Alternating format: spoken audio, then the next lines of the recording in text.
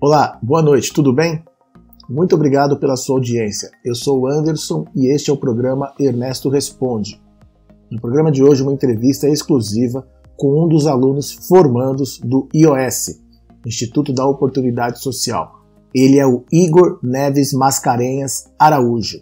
Ele está se formando e um dos assuntos que vão ser tratados estão relacionados com tecnologia e a formação do jovem nos nossos tempos.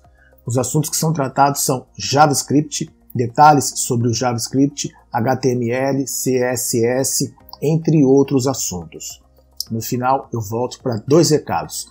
Para você que é um gestor empresarial ou trabalha numa empresa que precisa de um sistema de gestão e para você que gosta de praticar atividades físicas. Acompanhe agora a entrevista.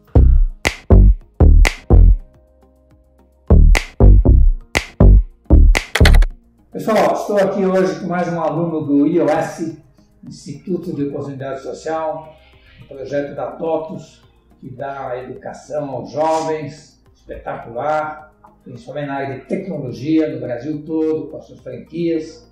E a gente está aí enaltecendo todo esse trabalho aqui no nosso programa Ernesto Responde. E hoje eu estou aqui com o Igor. Se apresenta aí, Igor. Meu nome é Igor, eu tenho 19 anos atualmente. Estudei no IOS ano passado e eu tive um grande crescimento lá dentro, tanto profissional quanto pessoal.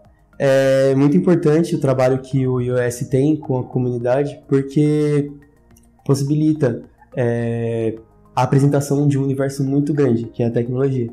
E para mim foi de um enriquecimento grande ao ponto de eu consegui entrar em um novo universo. Foi como se eu tivesse aprendido a ler. E coisa que você dificilmente ia aprender na escola. Algumas escolas já estão realmente ensinando programação, algumas tecnologias, mesmo no curso médio. E foi muito incrível porque quando a gente começou o curso, geralmente o pessoal não tem tanta noção, né, sobre o que seria. E eu fui me identificando com o curso ao longo do tempo. Tive dificuldades com algumas matérias, com Git. Para mandar um repositório do local para online, eu me perdi um pouco, mas corri atrás. E o que mais me encantou dentro do curso foi quando a gente chegou na matéria de JavaScript. JavaScript? Quando a gente chegou lá. Isso é um palavrão, hein? JavaScript é uma linguagem que nasceu quando começou esse ambiente cliente-servidor, em que a gente separou bem a parte do cliente, né, aquela parte que fica o usuário mexendo com a tela e digitando dados, e a parte do servidor, onde ficam os programas, onde ficam os arquivos, as tabelas, e onde é feita toda a atualização dos dados, manutenção dos dados. Então, são 2 extremidades, e o JavaScript ele tem uma série de dificuldades, porque ele exatamente permite, às vezes, uma simultaneidade de operações, né? Enquanto você está digitando aqui, ele está calculando outras coisas e tal. Então, é muito sensível, né, a dar problema. Exatamente. O JavaScript, ele é bem peculiar. É uma linguagem de programação bem peculiar. E, você pode fazer muita coisa com JavaScript. Você consegue colocar alertas na tela, você consegue fazer as imagens que passam durante o site, geralmente em JavaScript. Você até tem um pouco de informação guardada para servir de variável durante o percurso ou a navegação do site.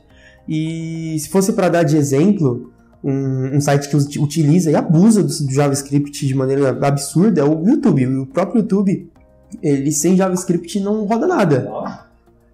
YouTube todo aquele processo de mostrar os vídeos e mostrar as telas, tudo aquilo está em JavaScript e hoje tem, evidentemente, rotinas que auxiliam, como React e uma série de outras coisas que ajudam nessa montagem da tela, nos desenhos, nas movimentações, nas atualizações, na simultaneidade de tratamento. Então isso se torna uma coisa bem sutil.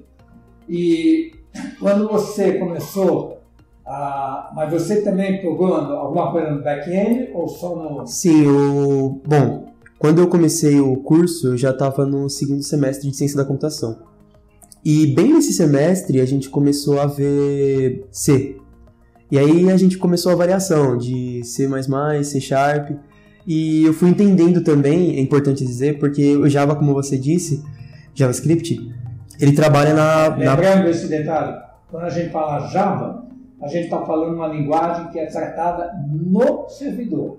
Java é bem semelhante ao C++, ao próprio PHP e ao próprio Python, eu diria que são as principais linguagens que a gente usa no servidor. Na estação, a gente tem como base fundamental, né, o alicerce de tudo, é o JavaScript. Só que em cima do JavaScript surgiram uma série de outras tecnologias que ajudam, facilitam esse trabalho, que são os componentes, né, que são todas essas tecnologias que ajudam o programador no desenvolvimento de programas em JavaScript. E o que acontece é que, assim, bem nessa época, eu estava vendo C Sharp, C++, e dentro do iOS estava vendo JavaScript. Então, as coisas meio que se combinaram. E, inclusive, no projeto que a gente desenvolveu, eu até tentei colocar, né, mesmo o C para segurar como se fosse um servidor na web. Tentei exportar ele e usar o JavaScript para poder na navegação de informações, na troca. E, bom, como a gente estava com o tempo muito corrido por causa do ano passado, cheio de problema, a execução dessa parte do projeto não saiu muito bem. Inclusive, é bom pontuar que um programador não tem como você estabelecer um dia fixo para entrega. Você tem que entregar quando terminar, porque sempre surge alguma coisa. E que você fala, o programa vai ser entregue quando ficar pronto. Exatamente. E conforme a gente foi andando com o projeto, eu observei isso na prática. Você começa a fazer... No comecinho você... Não, vou terminar. Você passa 12 horas programando por dia e chega... Pô, mas já tem uma semana já que você programando, cadê? Não, tá ficando pronto. Calma, tá ficando pronto. Mas foi interessante essa experiência. E trabalhar com essas informações simultâneas também me deu um grande crescimento profissional. E é interessante, quer dizer, você... Às vezes a gente fala assim, não, hoje o programador moderno ele se especializa só em JavaScript, só em quê? Eu acho assim, a minha equipe de programação aqui tem que ser bem polivalente. Ela não pode também só focar. Evidente que aquele cara que se especializou mais no JavaScript, a gente vai dar mais tarefas para ele fazer a parte da tela, né, do operador. Mas é bom que ele saiba também a linguagem da retaguarda, né, porque ele precisa amanhã mexer também nesses programas que vão acessar o disco lá. E aí é bom conhecer um PHP, um Python, uma linguagem para tratamento no servidor. Quer dizer, o programador tem que ir aprendendo, tem que conhecer várias tecnologias. A gente está vivendo um momento em que estão surgindo muitas linguagens, né? Teve época aí em que havia assim duas, na época do COBOL, 90% era COBOL, então quase todo mundo já estudava COBOL, RPG, no máximo. Aí depois veio a época do DBase e do Clicker, também se criou assim um bloco bem forte, simplesmente com o Clicker. Ficou uma linguagem que 90% das pessoas usavam e ele funcionava dos dois lados. Foi quando começou, no final da década de 90, a surgir essa diferenciação entre cliente e servidor, principalmente os data centers, que o processamento do data center ele realmente é bem mais independente do que aquele tratamento que é feito, por exemplo, numa empresa que tem um computador dentro da empresa. Exatamente. Que aí é uma máquina, e essa máquina tem lá a parte do servidor e os terminais estão lá próximos, então é quase que um conjunto único. Uhum. Mas agora com o negócio de data center, está super separado, né? Uma coisa, no computador não tem nada. E a gente já também está tendo um salto em relação a isso, porque as empresas agora estão jogando na nuvem, então na nuvem. Tecnologias que antes eram usadas, elas estão se reformulando e virando outras coisas. A nuvem é exatamente isso que a gente chama, são os data centers, porque inclusive você não sabe onde estão os data centers. Exatamente. Nós temos aqui a Amazon, não tenho a mínima ideia em qual data center da Amazon que estão a nossa biblioteca de programa e os nossos arquivos. Talvez até mude. Hoje estão aqui, amanhã estão lá. Aí não deu. Bom, então você está se focando em JavaScript. E, basicamente, quais são as grandes dificuldades? Quer dizer, você monta, qual é o passo a passo quando você vai desenvolver um programa? É a primeira coisa que você faz? Bom, durante as aulas no iOS, a gente aprende a semântica, vamos colocar assim. As linguagens, elas se comportam bem parecidas em certos pontos, mas cada uma tem sua peculiaridade. E aí a gente começa a trabalhar dentro disso. Então, quando a gente começou a estudar JavaScript, a gente começou a fazer cálculos de números por dentro do próprio editor de texto, de código. A gente começou a usar páginas em branco para poder gerar os alertas e tal. Só que dentro dessa parte que a gente começa os problemas de JavaScript. Porque tem que tomar cuidado para não usar. Esse é um grande problema de JavaScript. Eu acho que em linguagens em geral, que usam variáveis, e você usar nomes de variáveis diferentes para coisas diferentes. E geralmente, a gente que quando quer andar rápido, coloca lá um N1, N2, N3, e quando não está bem específico, a gente acaba usando de novo, e aí começa a colidir os dados e não fica legal. Então, a organização é muito importante. Acho que independente de qual seja a linguagem, a organização é realmente muito importante. E se tratando de JavaScript especificamente, colocar as coisas no lugar certo, para poder funcionar do jeito certo e entregar o melhor resultado. Quando você faz um cadastro, por exemplo, você faz uma tela de cadastro, se tudo estiver no lugar certo, o cadastro vai responder tudo bonitinho. Agora, quando você acaba deixando o input do lado de baixo do necessário, ele não vai funcionar. Então, você vai colocar a informação para colocar e para enviar e ela não vai enviar. E aí você fica lá procurando e era só mudar de lugar ali. É aí que vem muito a importância, vamos dizer assim, da chefia da programação, né? Porque como programação nada mais é do que você escrever um comportamento que o computador deve dar aos dados que a pessoa está digitando, no caso do JavaScript, como enviá-lo ao servidor, depois como receber a resposta do servidor e entregar esses dados para a tela do usuário.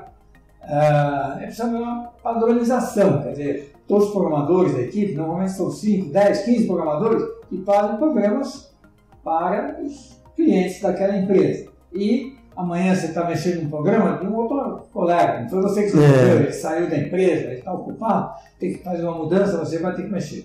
Pessoal, é importantíssimo, então, ter em cada centro de programação regras bem definidas, um manual definindo como devem ser definidas as variáveis, se deve ter um tracinho, não deve ter um tracinho, como é que deve ser posicionado os comandos dentro do programa para dar uma certa ideia do que é subrotina, o que é rotina principal, enfim, toda essa disciplina para não virar aquela bagunça de que quando um programador, por exemplo, pega um programa do Igor para arrumar, ele só perde mais de um dia só para entender o que o cara escreveu, porque ele escreveu de uma forma totalmente daquilo que foi especificado pela gerência da programação.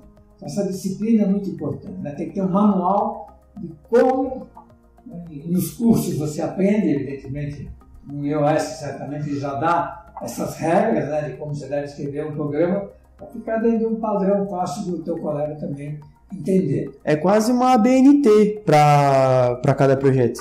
Você tem que estar com as regras estabelecidas para poder ter organização e não se confundir durante o processo.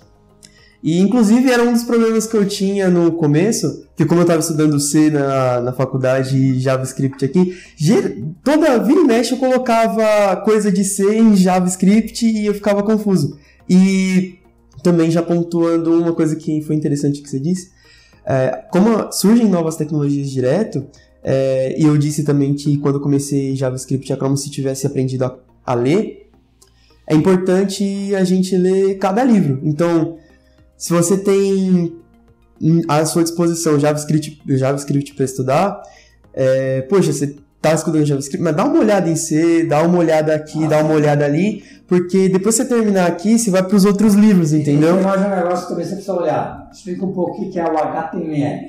O HTML, bom, falando de um jeito mais simples, é a estrutura da página.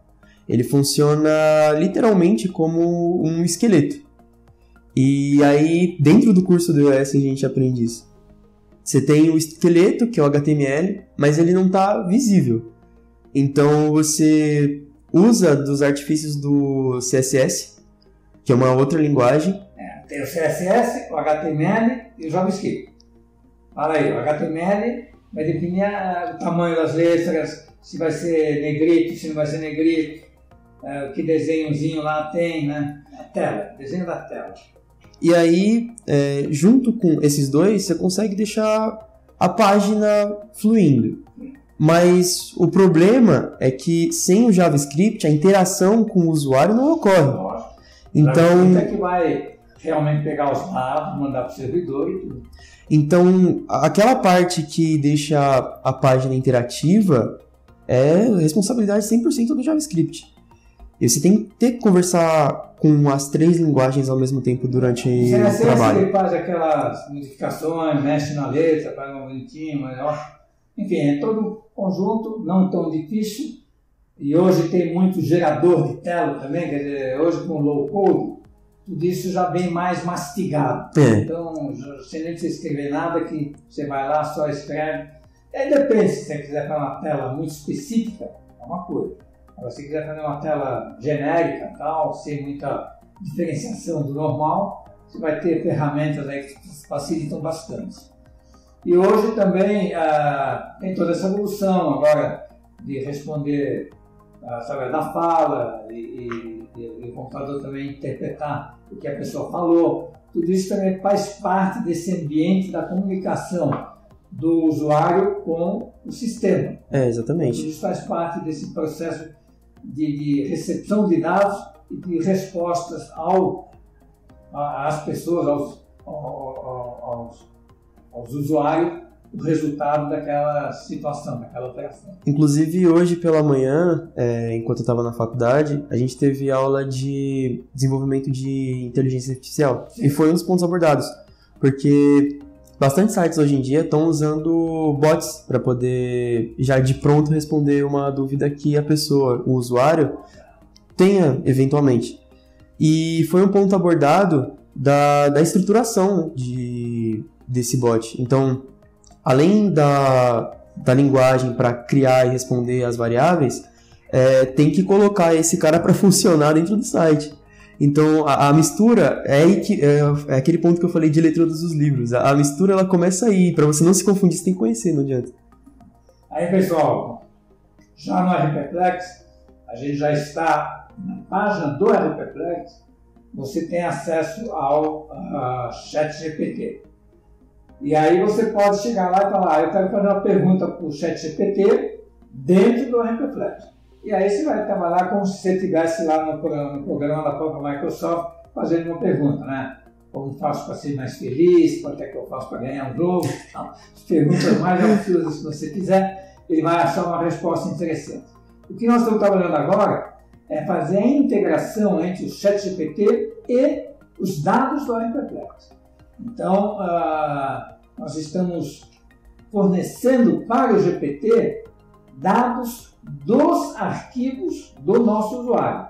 E a partir desses dados é mais forte a resposta que o ChatGPT vai dar para o cliente. Porque eu não vou simplesmente falar assim, como é que eu faço para aumentar o lucro da minha empresa? Isso aí ele vai falar para você aumentar o faturamento, para você reduzir despesas, ele vai dar umas respostas meio óbvias. Agora, se você falar assim, analise o meu faturamento e as minhas despesas e diga como eu devo melhorar o lucro da minha empresa. Então, ele vai fazer cálculos com os números da sua empresa. Você vai calcular o lado econômico, vai calcular o preço que você deve ter, de acordo com a demanda que você tem, porque ele tem os dados da sua empresa. Então, isso é que vai ser realmente uma bela revolução aí dentro dessa área de ERP. O ERP, ele não vai apenas ilustrar o que aconteceu na sua empresa. Ele vai dizer para você o que você deve fazer para melhorar lucro. Exatamente. Inclusive, essa tecnologia de ChatGPT é uma coisa incrível, porque eu tive esse contato também já com o ChatGPT, e eu fiquei muito curioso para saber como que funciona, tipo, ver o script, o código-fonte, mas, bom, a gente não tem acesso, né? Mas como programador, acho que dá pra gente entender. A gente tem uma ideia, exatamente, a gente tem uma ideia. Vai lá, pesquisa e traz a resposta. E é incrível como que ele funciona, porque se a gente for pegar outros frameworks no mercado, a gente não tem a mesma quantidade e a mesma exatidão de resposta que a gente tem dentro do ChatGPT. E o Google vai reagir. eu tô esperando, eu quero ver muito essa briga. E dentro do ChatGPT, quanto mais informação você coloca, mais a resposta ela é com exatidão. Então, tipo, ele não se confunde. E é isso que mais me impressiona dentro dessa tecnologia. Não, pessoal, nós estamos vivendo um momento importante. Eu acho que não é nem o começo, nem o meio, o fim. É um momento, né, desse desenvolvimento da IA. E também amanhã vai se misturar com robô, com outras tecnologias. Então, nos próximos anos aí, a gente vai ter uma mudança muito forte. Todo esse processo, né, de vida que a gente tem, de costumes, mas a incógnita, isso vai ficar melhor ou pior. Eu espero muito poder presenciar essa revolução tecnológica que tá para vir e ver as possibilidades e é muito lindo ver a tecnologia crescendo exponencialmente, do jeito que está crescendo e como está crescendo. Porque se a gente for pegar exemplos de, vamos ver, tipo filmes antigos de IAs, a gente enxerga a IA como se fosse o lado mal da história. Mas o lado mal, ele só existe a partir do momento que a gente cede. Não, mas bom. Isso aí, pessoal, vai ter essa evolução, vai ser positiva, vai ser lenta. Assim como quando surgiu a eletricidade, todo mundo ficou apavorado, quando surgiu a tecnologia mesmo, né, na década de 50, grandes mudanças, e nós estamos aí no limiar de mais uma mudança que certamente vai ser absorvida com facilidade e a vida segue. Eu acho que é exatamente por causa dessa imagem que foram criadas lá atrás que hoje a gente está fazendo essa mudança. Como a gente presenciou toda essa imagem, a gente tem a possibilidade de mudar e fazer certo. E fazer do jeito que beneficia a humanidade, de um jeito que só leve a crescimento, a somar, em vez de ser toda aquela história miraculosa que a gente via nos filmes antigamente. E qual foi o seu trabalho de TCC? TCC é o trabalho de finalização do curso, né? O que você apresentou? Bom, a gente teve que criar uma empresa de consultoria e o nome da minha empresa é Help. Dá até aproveitar para deixar um abraço aí para todos os meus integrantes de grupo, o Luiz, a Luanda e a Mayla. E foi incrível essa experiência. A gente teve, como eu disse, que lidar com muitas coisas ao mesmo tempo. O calendário estava apertado e a gente tinha que entregar um trabalho bom. E toda a parte, a gente teve que lidar desde a parte de marketing da empresa até a parte estrutural mesmo do trabalho que era para ser apresentada. Então a gente tinha que vender ideia e apresentar um trabalho bacana o suficiente para o pessoal olhar e falar, tá bom, funciona e é isso mesmo que a gente procura. A gente tem que deixar o trabalho interessante justamente por causa disso, para, no caso, as outras empresas que estariam olhando, olhar e falar, bom, isso aqui é bom, isso aqui é bom. E, bom, dentro desse trabalho que a gente produziu, a gente construiu essa parte de marketing da empresa, a gente também apresentou o projeto, e dentro do projeto era um site, e a gente tinha escolhido na época o restaurante do sogro de uma das integrantes. A gente construiu tudo bonitinho e, esse feeling que a gente teve foi muito bom, porque a gente sempre estava em contato com o contratante, no caso. E a gente se preocupou o máximo para deixar o site a cara do restaurante.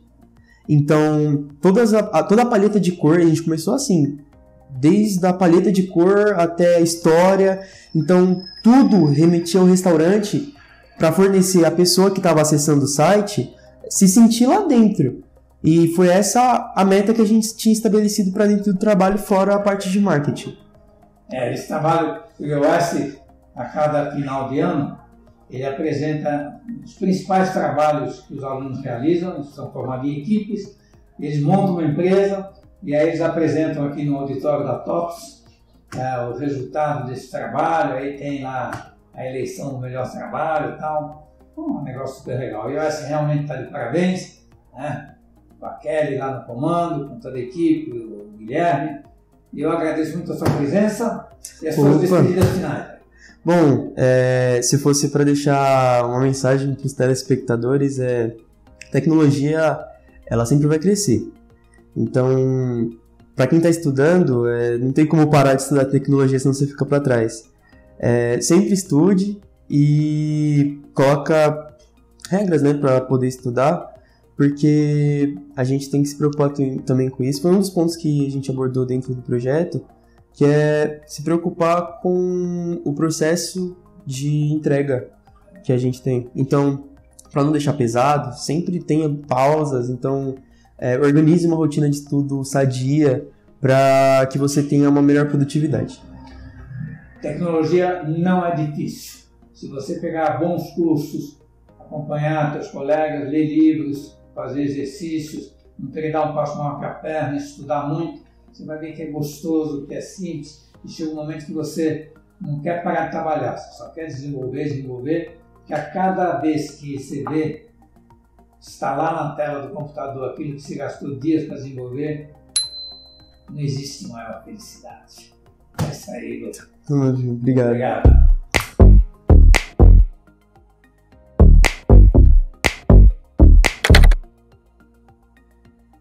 Excelente entrevista, não é mesmo? Todos os detalhes estão aqui no descritivo do nosso vídeo. O primeiro recado que eu havia falado, você já ouviu falar do Netas Game, evento que acontece durante um final de semana em Ibiúna, no SP Aventura, Fazenda Morros Verdes. É um lugar fantástico. Lá você tem, durante 2 dias, a possibilidade de participar de atividades físicas e não só participar, mas também competir. Eu vou falar algumas delas que aconteceram nas edições anteriores. Vôlei, basquete, futebol, natação, beach tênis, caiaque, bicicleta, enfim, são várias as atividades. As pessoas que participam do evento são distribuídas em 4 equipes, azul, vermelha, verde e amarelo, e elas competem entre si. No final dos jogos, no final das competições, a gente tem a entrega das medalhas e dos troféus. Já estamos trabalhando para a próxima edição. No site você vai entender todos os detalhes de como que funciona e vai poder manifestar o seu interesse em participar da próxima edição. Essa próxima edição vai ser o Netas Game Open, ou seja, ele é aberto para todo mundo que tiver interesse. Mas se você é uma empresa, se você está relacionada com recursos humanos de uma empresa, nós também temos o Netas Game Corporativo. Pelo mesmo site você consegue manifestar o seu interesse em participar da próxima edição do Netas Game também corporativo.